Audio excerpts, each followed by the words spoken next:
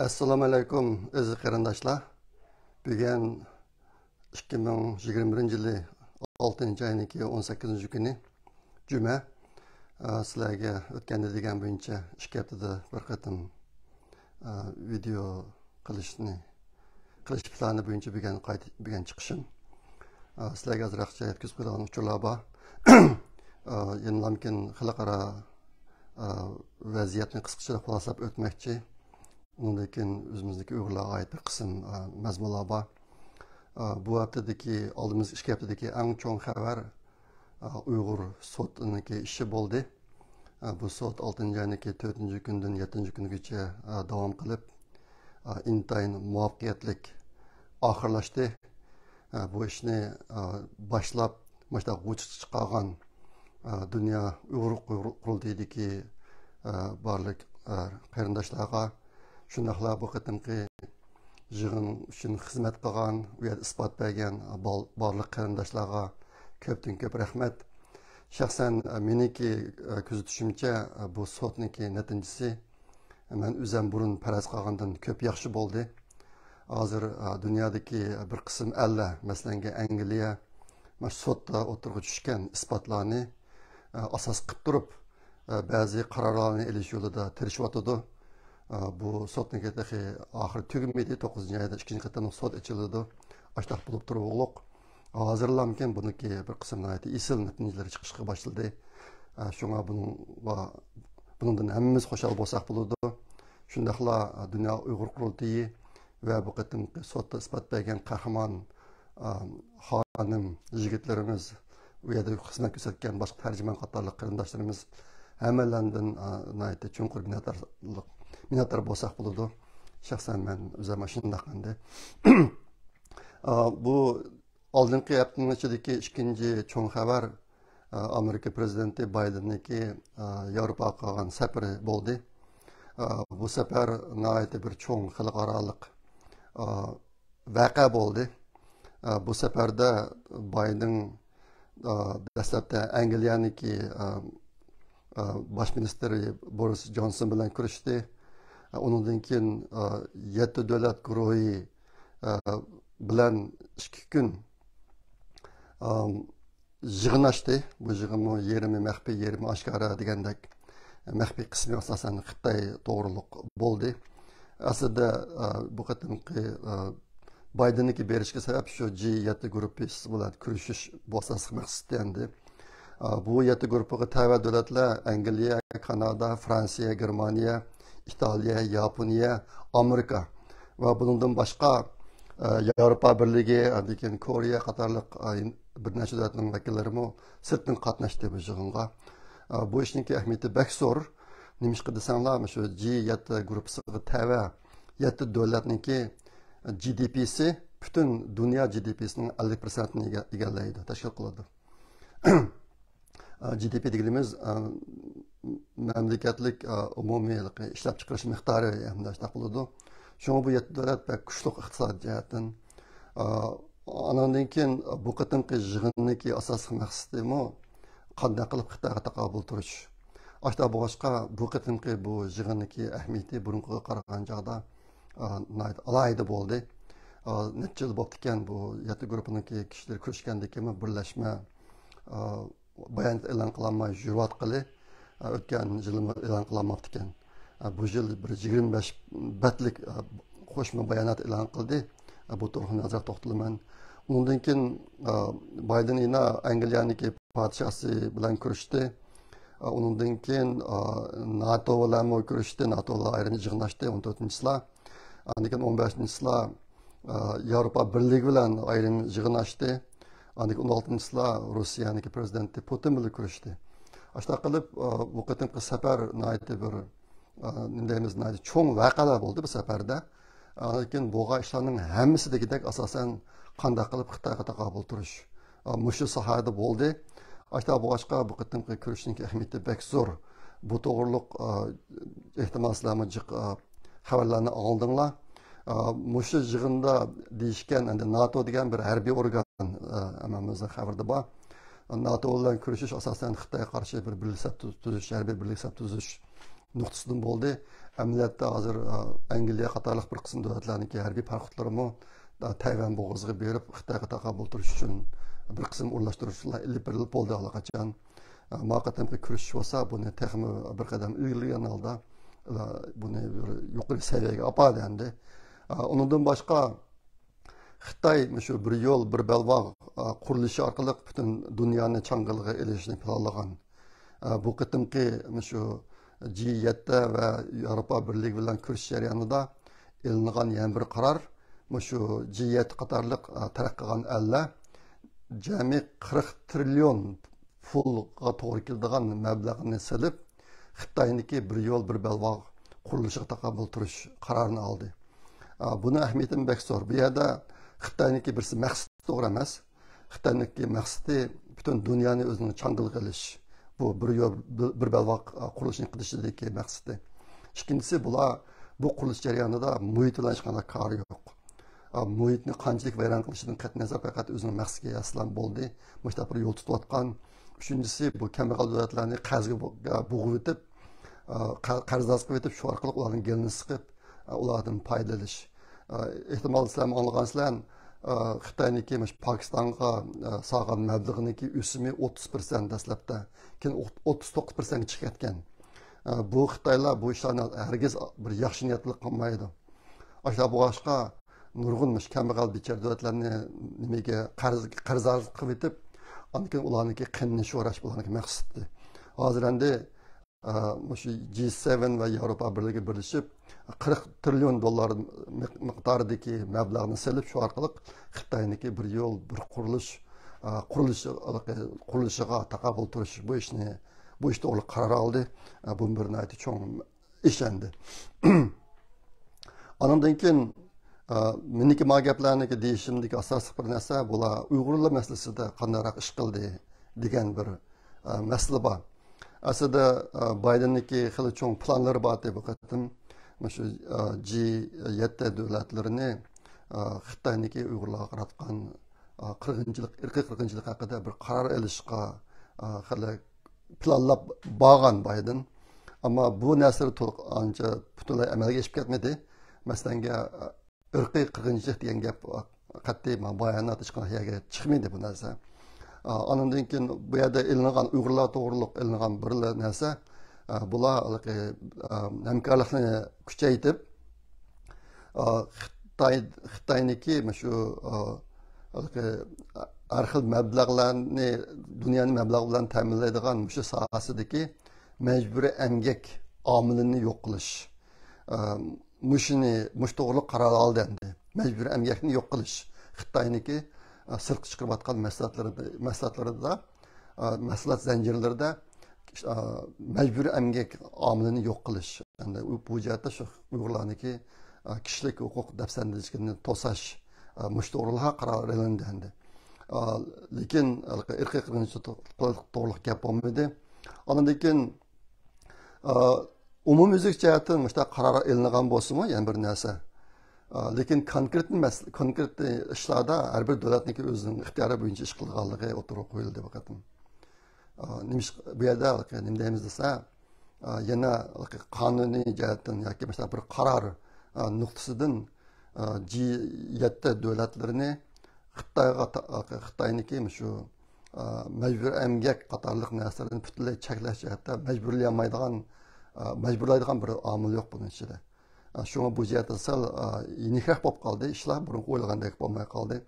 Ondan keyin endi G7 davlatlarining ichida 6 davlatniki shu majburiy emgakni yo'qotish qonunlari bor ekan. Faqat Yaponniki ham yo'q ekan. Shunga bu qatim Yapon bu jihatda biroz besim uchirdi endi.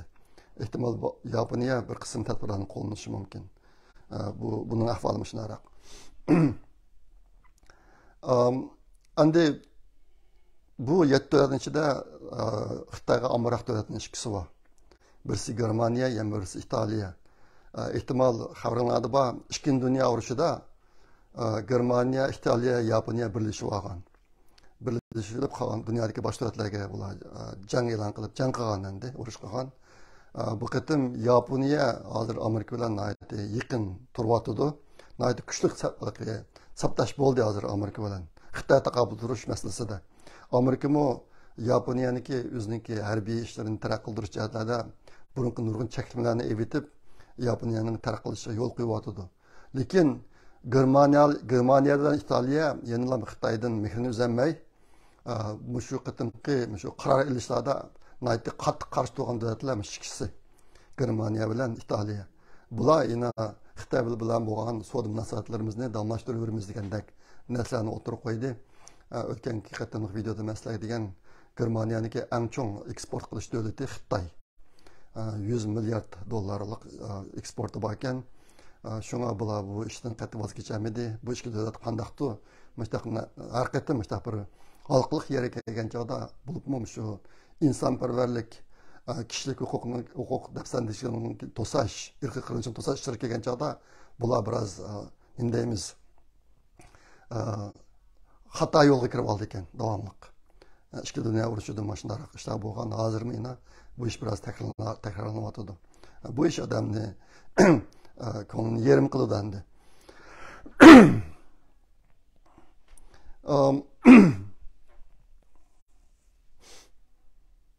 Ondan keyin bu qatim Baydenniki Putin bilan kurashishida hozir qadar konkretni mazmunlari kurashishniki natijalari jihatda uchurlar bak ko'p chiqmadi.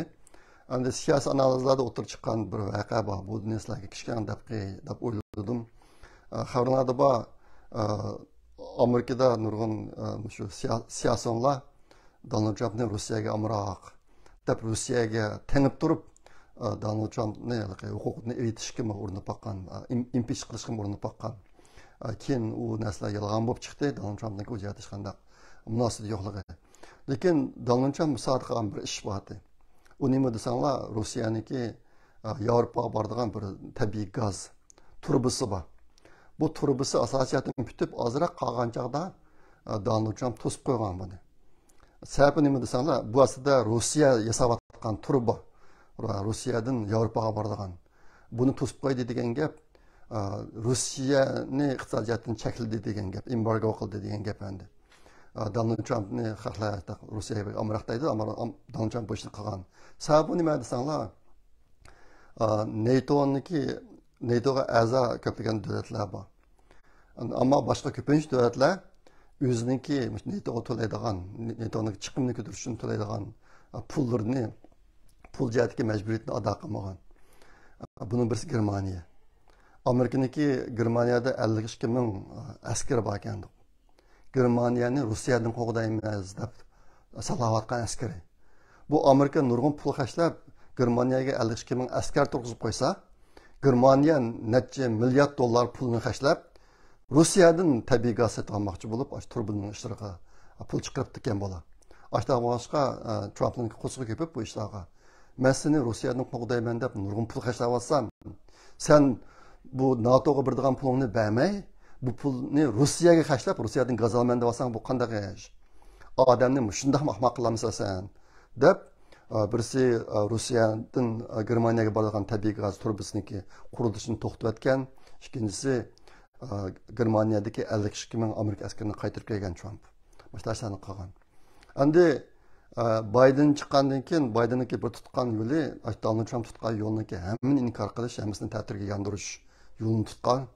Ashta boshqa endi bu qatim maishtimi Rossiyaniki shu gaz turbasini davomli yasashiga yo'l qo'ydi.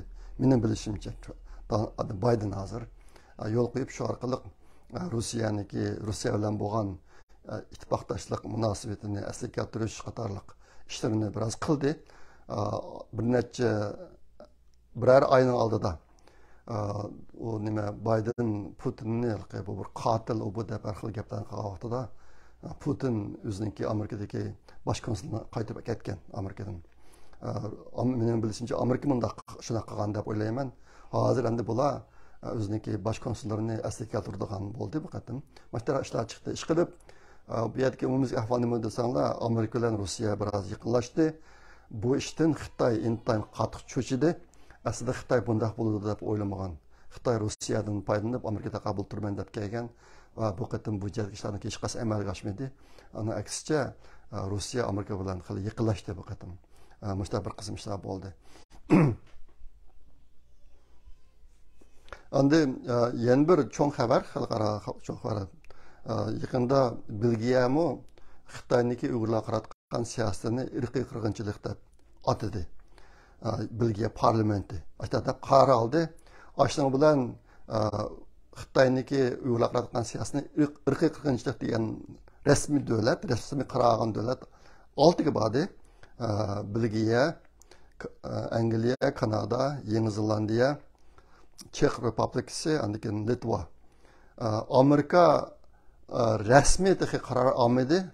Lekin mayli Biden bo'lsin, boshqa rahbarlar bo'lsin, Andasvida Pompeo qatorliqlarning hammasi Xitoyniki Uyg'urlar qaratgan siyosatni irqiy qirg'inchilik deb atagan endi. Lekin rasmiy qaror olmagan bo'lg'achqa Amerikani buni ishga kirgizib bo'lmay ekan, hozircha jami 6 davlat rasmiy qaror oldi.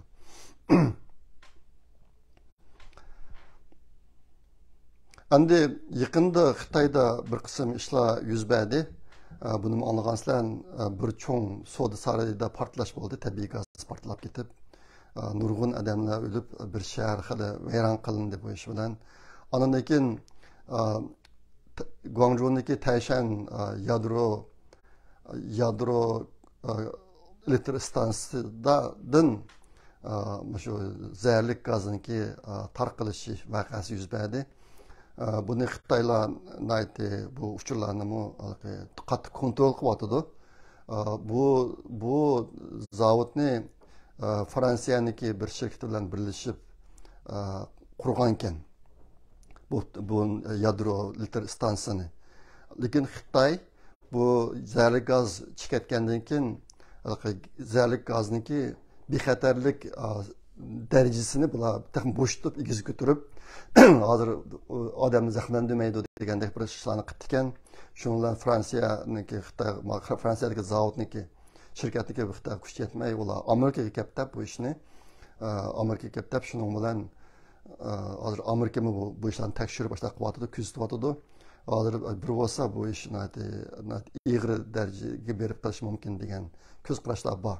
Bu yerda Xitoylar xuddi Xitoy virusini yushirgandek maishtimi zaten neymiş bo'lganligini yushirib boshlayotganligi uchun dunyoni biroz tahdid qilyapti. Bu yadro elektr zavodi Hong Kong qatorliq yerlarga yaqin ekan endi. Agar bu zavodniki ahvoli Rossiyada yuz bergan voqeadek bo'lib qolsa, xili keng doiradagi rayonlarga ta'sir yetkazdi ekan. Bu bir cho'ng voqea bo'lyapti. Andan keyin yana bir cho'ng voqea yaqinda hozir sal pash bo'lyapti. Xitoyniki bir cho'ng amaldori Amerikaga Xitoydan yuz berib Amerikaga kelib olgan degan gaplar bo'lgan. Yaqinda buniki kim ekanligi biroz o'tirg'i chiqyapti. Bu Xitoy saqchi ministrliginiki muavin ministr ekan. Hozirgi parazat shunday. Bu odam to'g'riliq butun uchurlarni to'rbatni uchirdi Xitoylar. Endi mushidan ikkinchi oyda kelgan ekan Amerikaga. Ikkinchi oyda kelib Amerikaning davlat mudofaa ministri bilan birlashib qotgan ekan hozir. Endi Xitoy hukumatining Xitoy virusini yushirish, manbasini yushirish jihatidagi nurg'un ishlarni bu odam biladi ekan. Ashta bo'lganligi uchun hozir Amerika Xitoy virusi Wuhandagi tajribaxonadan tarqalgan degan gapni kuchli darajada ilgari suryapti. 2 kun oldida Fox News Pompeo'ni ziyorat qilgan. Pompeo'dan so'rab, sen shuni ishlamsan, Xitoy virusiniki Wuhandagi tajribaxonadan tarqalgan ishlamsan deganda, men qat'iy ishlamayman deb kaskila devatdi Pompeo. Aslida u suhbat o'tkazgan odam sallalqi qolgan siyosatlarga o'xshash Pompeo'ni gapni jugatib o'zini damligi deb o'ylagan, ammo bir xil devatganki bu odam gap deb bermay 10 sekundda to'xtab qoldi shaydan. Ketib qoldi-da. Mushta bir ishlar bo'ldi. Hozir endi mushsagadagi paranglar nihoyatda kuchayib chiqyapti o'tirg'a. Xitoy virusi Wuhandagi tajribaxonadan tarqalgan degan gap. Endi o'tganda misol dedim, buni agar rasmiy aniqlab chiqsa, Xitoy nihoyatda ig'ir darajadagi iqtisodiy jazoga duch keladi. Amerikaniki o'tirib chiqayotgan gaplari Xitoyni 10 trillion dollar pul to'latkizish gaplar o'tirib chiqyapti. Endi Xitoy Amerikaga pul qarz berib turgan, jami 2 trillion dollardek pul qarz berib turgan. Agar ashtaq bir ish aniqlansa, buni Xitoyni jinoyatchi deb hukm qilib chiqarsa agarda, bu 2 trillion dollar pulni qaytarib bermaydi Xitoyga. Undan boshqa yana 8 trillion dollar pul bor. Bu pul nereden keladi desanglar, hozir ba'zi boshqa paranlarni o'tirib chiqyotdi. Masalan, Teksasdagi bir senator bir qonun loyihasini o'tirib qo'ydi. Bu qonun loyihasining mazmuni Xitoy Kompartiya a'zolarining Amerikada uy setib olishini butunlay cheklash. Hozir Amerikada uy setib olgan Xitoyniki odamlari intayin ko'p. Xitoyniki shu mamlakatlik rahbariy organlarda ishlaydigan nurg'un kishilarniki Amerikada uylari bor. Agar bu qonun loyihasini tasdiqlanib qolsa, ba'zi analizchilar deydi, yolg'iz bundan keyin ularniki yeniden uy setib olishini cheklab qolmasdan, ABK 8 trillion dollarni tildirib olish uchun Xitoyniki, Amerikada setib olgan uylarini Xitoy rahbarlariniki musodir qilish mumkin degan gaplarni o'tirib chiqyotdi. Shuning bu ishlar bir-biriga bog'langan, shuning bu gaplarni sizlarga biroz deb qo'ygim keldi. Endi yaqinda men diqqat qilayotgan yana bir ahvol, shu Xitoy hukumati nima uchun Uyg'urlarni hozirgidek darajada yo'q qilib etishga urindi degan sabab. Men sizlarga burun 6 sababni deb bergan, buning ichida cho'ngroq sababning ikkisi bor. Uning birisi Xitoyniki bir yo'l bir belbog' qurilishining ehtiyoji. Uniki quruqda mandigan 3 cho'ng liniyasi bor. Uniki birisi biz Sharq Turkistondan o'tdi, ikkinchisi Sharq Turkistondan boshlandi. Ashta boshqa Sharq Turkistonniki muqimligi Xitoy uchun deymiz, jon tomir berib tegadigan darajada bir muhim narsa bo'lib qolgani uchun Uyg'urlarni yo'q qilish orqali mangulik muqimlikni amalga oshirishimizda qilgan degan bu bir sababdir. Yana bir sabab, agar Xitoy Amerikaga urushib qolsa, Uyg'urlarniki Amerika bilan birlashib Xitoyga urushish ehtimoli bek zo'r. Ashta boshqa Xitoy bu jihatdan Uyg'urlarni cho'ng tahdid qilgan. Endi yaqinda xalqarada biroz o'tirib chiqqan yana bir omil nima desanglar, Xitoy Sovet ittifoqidagi parchalanishidan intayin qattiq cho'shib ketgan. Bu yerlik millatlarni, ularniki ona tili, madaniyati, dini, urf-odati, hatto ziminiy qatorliqlarni shu bitta saqlagan holatda yerlik millatlarni shu bitta qo'yib qo'ysak, ular oxiri bir kun bizdan bo'linib chiqib mustaqil bo'lib ketadi ekan degan bu jihatda intayin qattiq ansirgan. Hozir o'ylab baxsam, amaliyotda eng cho'ng Xitoyniki ansirgan narsa shuki, qog'ozga omil qargan chog'dim, qog'ozga sabab qargan chog'dim. Yaqinda men egallagan yana bir ahvol, hozir Xitoyniki necha yuz tadqiqotchilari, ziyoli tadqiqotchilari Rossiyadagi. Zodi Sovet ittifoqi nima sababdan parchalanib ketdi? Mushuni tadqiq qildi ekan bular. Necha yuz odam. Ondan keyin hozir Xitoyda agar biroz ziyoli men mush jihatda mundaq bir tem ustidan tadqiqot qilmoqchidim deb iltimos qilsa, pulni shu vaqtda o'zida ajratib berdi ekan Xitoy hukumati. Bu ishni intayin muhim ish tariqasida tutqul turibdi bular. Nima uchun Sovet ittifoqi parchalandi? Shu orqali bular Xitoy hokimiyatining parchalanishi, Xitoy kompartiyasiga ag'darilib tushishini oldini olish uchun bular qattiq tirish qilib turibdi. Xitoy bu jihat ishlarga bek ko'ngil bo'lgan, bilib kelyotdi. Burungi bir vaqtlarda Xitoydagi chiriklik uniki Xitoy hokimiyatiniki mag'lub bo'lishi, yiqilishiga ilib bordi degan paranglar bek kuchayib ketgan xalqarada. Shu chog'dami Xitoy necha ming odamni tashkillab, maxsus xalqarada o'tirib chiqqan mushtaq gaplar ustida tadqiqot olib berib, ularni xulosalab, tahlil qilib, shu orqali Xitoy hukumatini mushtaq uchurlarni ta'minlash, mushtaq ishlarni qilgan bo'ladi. Mushtaq qilish orqali xalqarada shu manda sababdan Xitoy hukumati yiqiladi desa, darhol berib shu yerdagi bo'shliqni to'ldirib, ular ojizlikni yo'q qilib, shu orqali Xitoy hukumatini hokimiyatini saqlab qolishga tirishib kelgan bo'ladi. Hozir bo'lsa, shu Sovet ittifoqining parchalanishini tadqiq qilish orqali o'zininki parchalanib ketishi, mag'lub bo'lishi, gumron bo'lishidan saqlanishga ko'p pul ajratib turibdi. Men bu yerda bir qo'ygan narsa, u Amerikada bir siyosiy analizchi bor Gordon Chang degan. Uniki dadısımı, apis dadısıniki birisi Xitay. Ama o'zi Xitay o'sh hozir. Bu odamniki 2020 yillarda chiqqan bir kitob bor. Yaqinda yuz beradigan Xitoyniki yiqilishi degan, Coming Collapse of China degan. Bu kitob 2000 yillarda chiqqan, men shu setib olgan bu kitobni. Shu kitobda deyishicha Xitoy hokimiyati 2010 yillarda parchalandi, yiqildi deb faraz qilgan bu odam. Xaronada bu Xitoy parchalanmadi. Muşta işlendi. Xitoy muşlarga intayin qattiq ko'ngil bo'lib, tadqiq qilib, Xitoy boshqa nima deyotdi? Bizning ojiz yerimiz nima ekan? Boshqa nima deyotdi degan narsalarni tep chiqib, shu ojizlikni yo'qotib, shu orqali o'ziniki hokimiyatni saqlab qolishga qattiq tirishyotdi. Shunga hozir endi ba'zi analizlarning deyishicha, shu Sovet ittifoqida mavjud bo'lgan omillar tufaylidan Xitoyniki parchalanishi, gumron bo'lishi Xitoy hokimiyatiniki ancha mumkin emas deydi. Endi cho'ngroq ehtimollik iqtisodiy jihatdagi ojizlashish, mushu sababdan Xitoy hokimiyati ag'darilishi mumkin deb.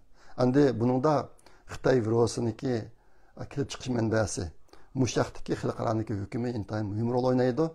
Agar shu ish bo'lib qolsa, ehtimol keyingi bir necha yil ichida Xitoy hokimiyatiniki ag'darilishi ehtimol vujudga chiqishi mumkin.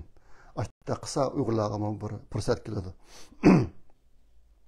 Endi hozir harbiy jihatdan aytaman degandek, xalqarodagi kuchli davlatlarning hammasi kuchini birlashtirib, Xitoyga taqabul turishga rasmiy bo'la qadam oldi, amaliy qadam.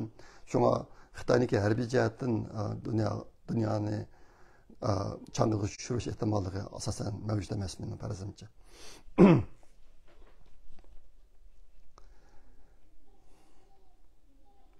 Endi Uyg'urlar xabariga kelsak, vatandagi xabarlar. Menga kelgan bir cho'ng uchur yaqinda odamni ko'nglini buzadigan uchur. Hozir Sharqiy Turkistondagi ba'zi joylarda buningdan 5 yil yoki 6 yil burun yoki 2015-2016 yillari tutib lager turmalarga so'lgan Uyg'urlarning, Uyg'ur erlariniki bir qismini qo'yib bergan turibdi. Lekin ular tirik emas, o'lik. O'lgan jasadlarni o'ylariga bergan turibdi, ko'p sonda. Meniki bek ansirab ko'rayotgan narsam shuki, men buni tarqoq cho'ng qirg'inchilik deb atadim, inglizcha distributed mass murder deb. Twitterda qayta davotaman bu gapni. Xitoy boshqa bir qism yerlardagidek, masalan Yugoslaviyadagidek yoki nimadagi Birmadagidek Rohingyalarni o'ldirish, cho'ng ko'lamda ochiq-oshkora holda qurolliq o'ldirib, ko'mib unday qilgan qilmisimi bular tarqoq holda Uyg'urlarni ko'p qirvatdi. 2014-yildan buyon shu lager turmalarga sulab qirgan, shunga munosabat qildi qirilgan Uyg'urlarning soni 1 milliondan oshadi deb buni men qayta davotaman Twitterda. Lekin xalqaro bu jihatda hozirmi intayin dörtlik qilyotidi. Yenilamkin sulangan Uyg'urlarning soni 1 milliondan oshadi degan gaplarni o'zgartmaydi bular. Yaqinda bu gaplar ko'p chiqyotidi. Lekin menga kelgan uchurda o'lib ketgan, Xitoyning qo'lida o'lgan Uyg'urlarning soni 1 milliondan oshadi. Hozir endi shu 5-6 yil oldida sulangan Uyg'urlarniki jasadlari chiqib turibdi. Erlarniki. Cho'ng ko'p sonda. Menga yaqin kelgan uchurning birisi shu. Ahvol endi ichinishliq. Bizim vatanniki ahvolida hech qanday yaxshilanish yo'q hozirmi. Yana bir ichinich ahvol sizlarning xabaringlarda bor. Hozir Sharq Turkistonda hech qanday odam Uyg'ur degan gapni deyolmaydi. Uyg'ur degan gapni butunlay o'chirib tashladi Xitoylar. Shu darajaga kelib qoldik biz hozir. Yaqinda bo'lgan yana bir ish bizniki ba'zi qarindoshlar diqqat qilibdi. Shu Uyg'ur sudi haqida Xitoylar haqqidan muxbirlar yig'inlarini echib, Uyg'urlarni so'zlatib bir narsa qilib ketdi. Shu so'zlayotgan Uyg'urlarning oldidagi ism taxtiga qarasanglar, Uyg'urlarning ismi rasmiy shu Uyg'urcha yoki inglizcha qoida bo'yicha yozilgan. Masalan, Gulnar Obol, anikin Elijan Anayat deydi, necha Uyg'urlarning ismi shu bitta yozilgan. Bu go'ylar Uyg'urlarning ismini pasportda yozgan joyda butunlay Xitoyniki pinyin bo'yicha yozishni yo'lga qo'yayotgan uzun bo'ldi. Hozir chetga chiqqan Uyg'urlarning nurlarning ismi pinyin bo'yicha yozilgan pasportda. Lekin Maştadaki neçe günün aldaki bu ağaçlarda ama aşağıda bula Uygurların ismini asli kaydı, Uygur kaydı boyunca yazılı duruptu. Bu bir köz buyamçılık. Bunu bana bir kardeşimiz bu işini degan, ben Twitter'ga müşahede bir uçça çıkarıp koydum. Anandikin bana kardeşlerden kelgen yan bir uçur, yakında bir Uygurca media, Erkin Asya Radyosu emas, Dünya Uygur Kurultayı'nın TV'si emas. Başka bir Uygur media, Xalqaro Jinoiy ishlar sudi Uyg'urlarniki dilosini qabul qildi deb bir narsani xabar qilibdi. Men ko'rdim uni. Bu sal xato bo'lib qolibdi. Nimishqa desanglar, hozir Xalqaro Jinoiy ishlar sudiniki Uyg'urlarniki dilosini qabul qilishi jihatda bir qism yengilliklar va ilgilashlar bor. U nima desanglar, bir guruh advokatlar Xalqaro Jinoiy ishlar sotiga Uyg'urlarning masalasini yeni ko'tarib apadi hozir. Qabul qilsanglar, shuni bir tap qolgan bo'lsanglar deb. Sizlarga men burun bir qatim degan, Xitoy bu Xalqaro Jinoiy ishlar sotiniki a'zosi emas. Ashta bu boshqa Xitoylarniki dilosini bevosita betaraf qilolmay ekan. Lekin Tojikiston bu Xalqaro Jinoiy ishlar sotiniki a'zosi ekan. Tojikiston bir qism Uyg'urlarni qaytarib etgan Xitoyga. Ashta bu boshqa shu Tojikistonda bo'lgan mush voqeani tutib turib, Xitoyni so'q tortish ish haqida bir guruh advokatlar yo'l mengayotdi. Bir qism Uyg'ur qarindoshlar buni aqsidi bor. Yo'l mengayotdi, bu bir yaxshi ish, lekin qabul qildi degan gap unday ish yo'q, qabul qilish ish yo'q, shunga men uchun xato bo'lib qoldi. Bular ba'zilar meni so'ragan sizlarga deb qaytadim. Endi hozir chet elda necha Uyg'urcha medialar bor. Bu qarindoshlar kecha kunduz tirishib, shunchalik qiyin ahvol, iqtisodiyat qiyin ahvol bo'lsinmi, ularni yengib, Uyg'urlarni işte yangi uchurlarni ta'minlash haqida kuchab ish qilyotdi. Meniki ularga chunqur rahmatim bor. Endi ba'zilarda bunday xatolik, bunday xato, endi ma'lum aytib cho'ng ish bo'lgani uchun bunday cho'ng ishlarda chet eldagi xalqimizga xato uchur berib qo'yishdan biroz saqlangan bo'lsak, shuni deb qo'ygan bor. Yana bir narsa, men o'tgan qatim degan shu qiz o'g'illarni nima deymiz, bo'ytaq qiz o'g'illar yoki er xonimlarni tunishtiradigan bir to'rbetlik ishini qilayotganligimizni degan bu ishni aytib obdan mengayotdi. Xudoyim bilsa, necha haftadan keyin bu ish bu to'rbeti rasmiy yo'lga qo'yildi. U haqsiz, lekin uniki axloqiy nuqtadan sog'lom bo'lishi, anikin bexatarlik jihatdan bexatar bo'lishi jihatdan kuchab hozir telefonni qilyapmiz. Bir qism innilarimiz bu ishni qilyotdi. Xudoyim bilsa, bir qancha haftadan keyin bu to'rbeti ishga tushadi. Shunga buningga hozir qadar shu bo'ytaq tushirib qolgan, o'z uchun layiq topolmayotgan qarindoshlar bu to'rbetidan foydalanishga ijodini tayyorlab qilishsa bo'ladi. Burun vatanda bir to'rbeti ochilibdi ekan. Ismi kalnur.cn ekan. Kalnur degani nurim kelgan degan gap, nur kelgan deganda. Kalnur.cn degan Xitoyning to'rbetiniki oxirgi qismi endi. Bu to'rbet taqib ketgan vatanda yaqinda izlab bu to'rbetiniki shu arxivda saqlangan qismini biz tushirib olaylik deb bizniki ba'zi qarindoshlarimiz bunga harakat qilgandi. Keyin tekshirsak, bu to'rbetiniki faqatlam bosh betidan borgan qolgan uchurlari yo'q, hammasi xalqaroliq arxiv omriga kirmabdi u. Shu uni tushiramadik. Hozir endi bizniki mashina qilayotgan inlarimiz shunga o'xshab ketadigan bir to'r ismini oldi. Ismi kalnur.com. Kalnur.com degan ismni oldi. Shu bo'yicha bo'ladi bizniki yangi yo'l qo'yilgan to'rbeti. Bu to'rbetiniki ustida Uyg'ur Project fondi bor. Buniki iqtisodiy chiqimlari qilganini biz ko'taramiz.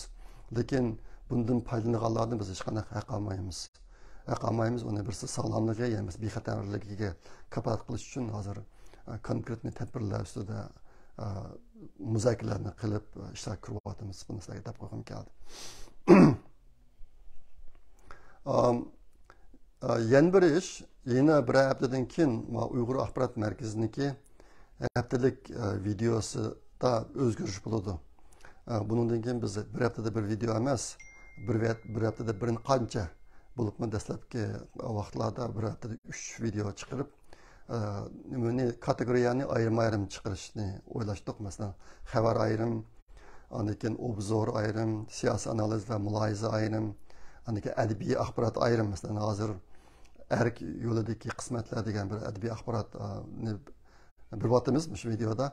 Bundan keyin bu narsalarni ayrim qilib vaqt jihatdan har bir videoni 10 minut yoki bak bo'lib ketsin 15 minut undan uzun qilayotmaslikni qaror qildik yaqinda. Bundan keyin shu birinchi bo'ladi. Qarindoshlarniki qo'llab berishini orzu qilaman. Bo'lsa shu Uyg'ur axborot markazi videosiniki YouTube kanaliga erishib qo'yinglar. Men buni burundan deb kelyapman. Bizim qarindoshlarimiz asosan fidoi shaklda bu ishni qilyotdi millat uchun. Ashnaqa erishib qo'yish orqali sizlar uni qo'llab bera olasizlar. Bunu qilib qo'ysanglar. Shu orqali ana ishni qilayotgan qarindoshlarimizga biroz rahmatimizni bildirib qo'yaylik. Oldin o'tgan haftadagi videoda Suriyadagi Uyg'urlarning bir qism videolar kirgizilib ekan. Shu sababdan men chiqargan meniki YouTube kanalıma chiqargan videoni YouTube'dan o'chiribdi uni. Shunga menikini ko'p kelayotgan qarindoshlar o'tgan haftadagi videoni ko'rmay qoldinglar. Men chiqarsam yarım saat bir saatdan keyin ular o'chiribdi uni. Sababi shu Suriyadagi Uyg'urlarning videolar ekan. Amaliyotda ular Uyg'urchani bilmagandan videoda nima deyilganligini bilmay bo'lar. Ashta qilibdi. Bundan keyin biz bu jihatda diqqat qilamiz.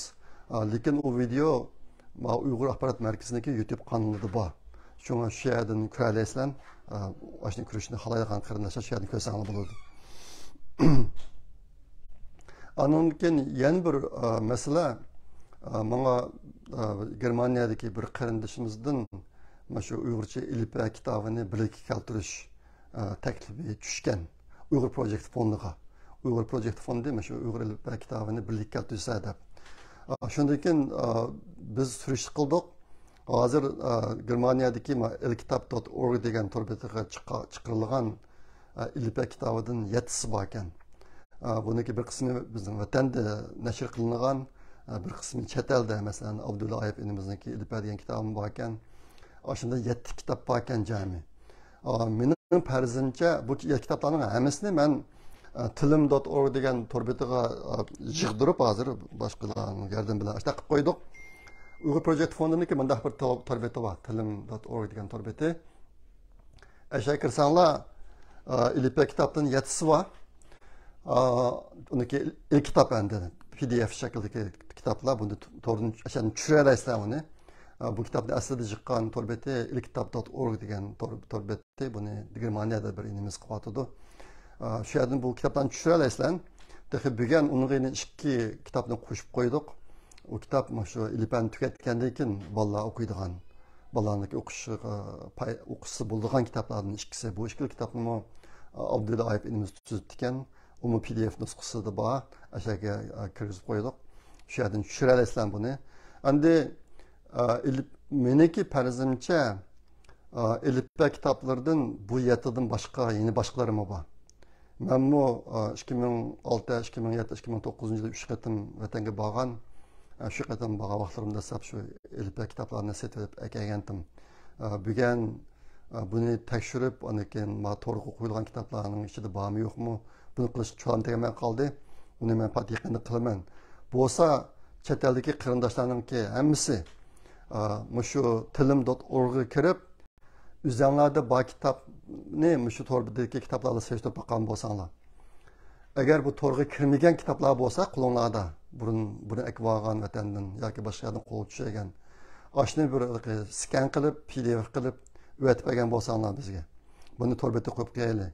Bundan bütün millet saklansın, paylansın.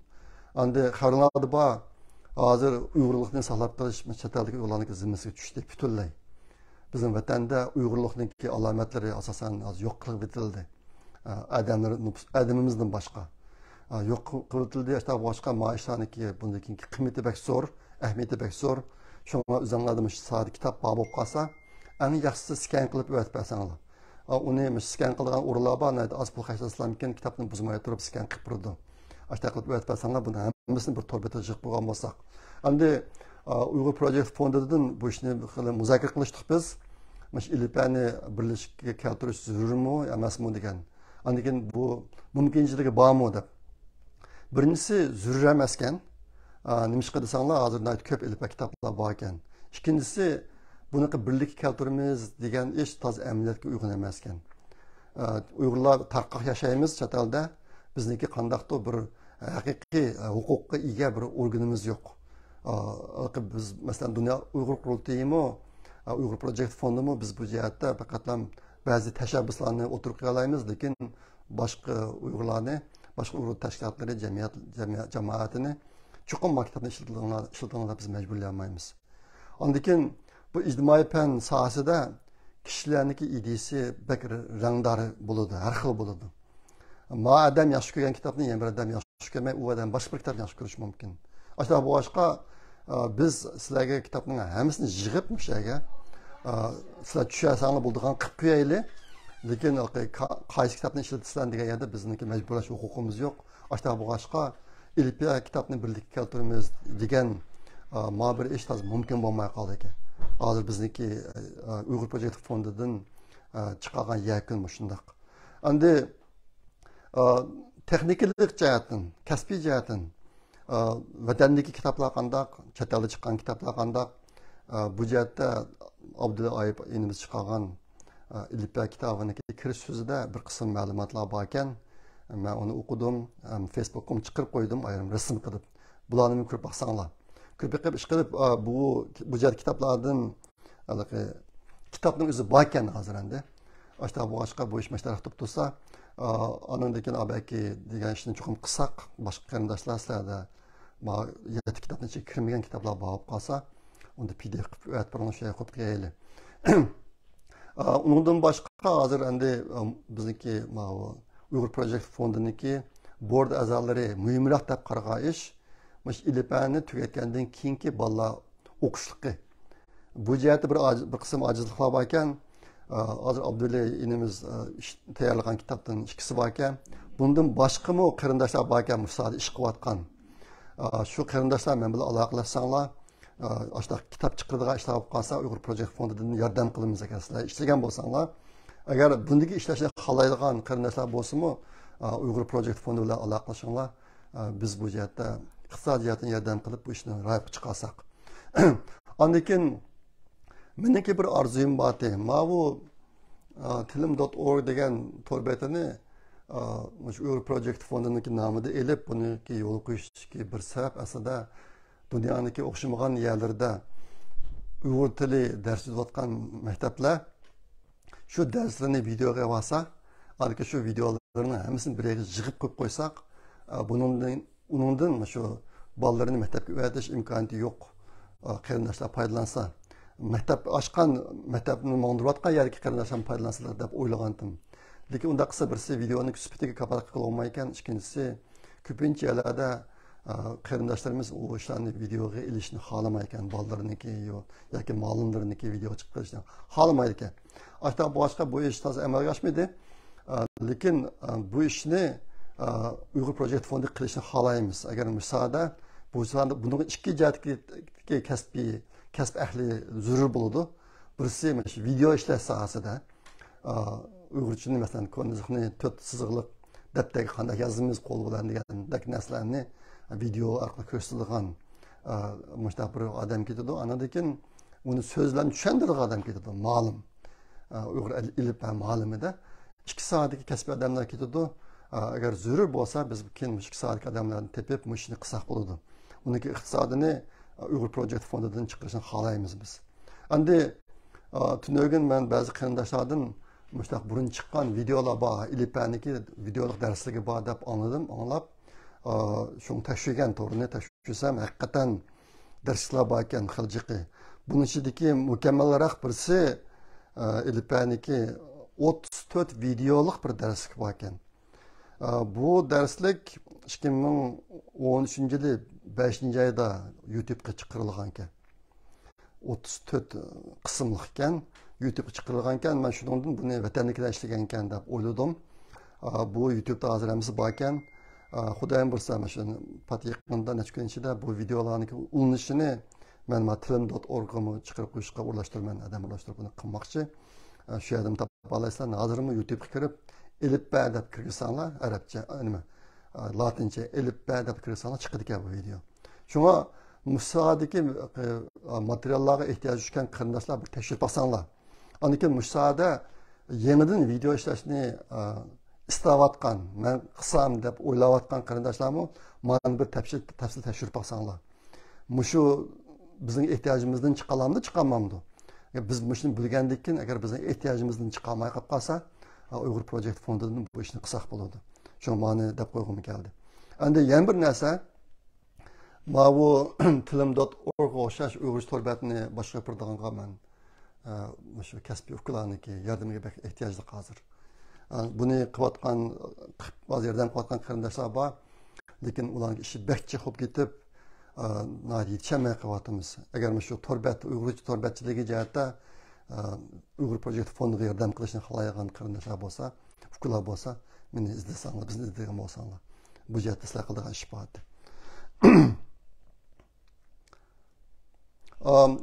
Yana bir ish, o'tganda sizlarga Amerikadan tor orqali bir singlimiz o'ziniki ishki qizi va yana bir qism o'qituvchilar orqali Uyg'ur nima, ingliz tili dars o'tayotganligini degan. Bu dars haqsiz, shu ta'tilda, yozuv ta'tilida o'tilgan darsmi bor. Buni men bu vaqtda nimaga Facebook'larga uchirib chiqarib qo'ygan. Hozir shu ishni qilgan singlimiz bir yozma tayyorlab o'tibadi. Biz uni Uyg'ur Project fondiniki torbetiga chiqarib qo'ydik. Men bugun ashning ulanmasini shu videoning ostiga qo'yib qo'yman, shuni ko'rib olsanglar bo'ladi. Shunga yozuv ta'til jarayonida ingliz tilini o'rganmoqchi bo'lsanglar yoki balanglarga o'rgatmoqchi bo'lsanglar, mush darsga qatnashsanglar bo'ladi. Shu Uyg'ur Project fondiniki torbetida bunga oid tafsil uchur bor. Shu yerdan ko'rasizlar, aloqalash uchurimi bor. O'shanda aloqalashib bu darsga qatnashsanglar bo'ladi. Bu ishni qilgan singlimizga va qolgan o'qituvchilarga, yordam berayotgan o'qituvchilarga ko'pdan ko'p rahmat. Bu singlimiz yana o'qituvchilarga ehtiyojli. Agar o'qituvchilik qilib dars o'tib beray desanglar, singlimizni izlasanglar bo'ladi. Endi eng oxirgi va eng muhim ishlarniki birisi, Dunyo Uyg'ur qurultiyi chet eldagi imkoniyati bor Uyg'urlarning hammasini shu 6-oyning 23-kuni Xitoyniki 2022-yillik Xitoyda o'tkazilgan qishliq olimpik musobaqasini boykot qilish haqida bir namoyish o'tkazishga chaqirdi. Dunyo Uyg'ur qurultiyi chaqirdi. Bu ish pek muhim. Albatta men degandek Uyg'ur xalqi, Uyg'ur vatani hozir bir intayin fojialik bir ahvolda.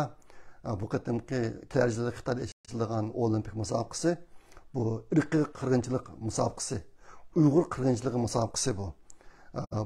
Bu musobaqaning Xitoyda o'tkazilishi insonparvarlik va axloqiy o'lcham nuqtasidan intayin xato. Chet eldagi Uyg'urlarniki qilayotgan bir ishi mushning norozilik bildirish. Boshqa bu boshqa video nima? Bu qatam o'tkazilgan 23-iyun kuni o'tkazilgan namoyish intayin muhim bo'lsa, imkoniyati bor qarindoshlarniki hammasi bir o'pcha holda o'zinglarla turayotgan yerda 23-iyun kunisi shu bir namoyish o'tkazib, Xitoyda o'tkazilgan qishliq olimpikaga norozi bo'lgan bo'lsanglar, bu ish pek muhim. Chet eldagi Uyg'urlarning qilayotgan muhim ishlardan birisi. Agar biz ashni to'xtalsak, bu Uyg'urlar uchun bu bir cho'ng g'alaba bo'ladi. Buni biz qishliq olimpik musobaqasi emas, Uyg'ur qirg'inchiligi musobaqasi deb atab, mush orqali dunyoni bu ishdan xabardor qilishimiz kerak. Uyg'urlarning boshiga kelgan irqiy qirg'inchilikdan xabardor qilishimiz kerak. Bo'lsa, mush ishga bir kuch bergan bo'lsanglar amalan. Hammalarga ko'pdan ko'p rahmat. Shuning bilan bugungi so'zlaydigan narsalarım oxirlashdi. Xudoyim buyursa, 2 haftadan keyin ko'rishimiz. Kelar qatam ko'rishguncha omon bo'linglar. Xayr, xo'sh, Allohga omonat.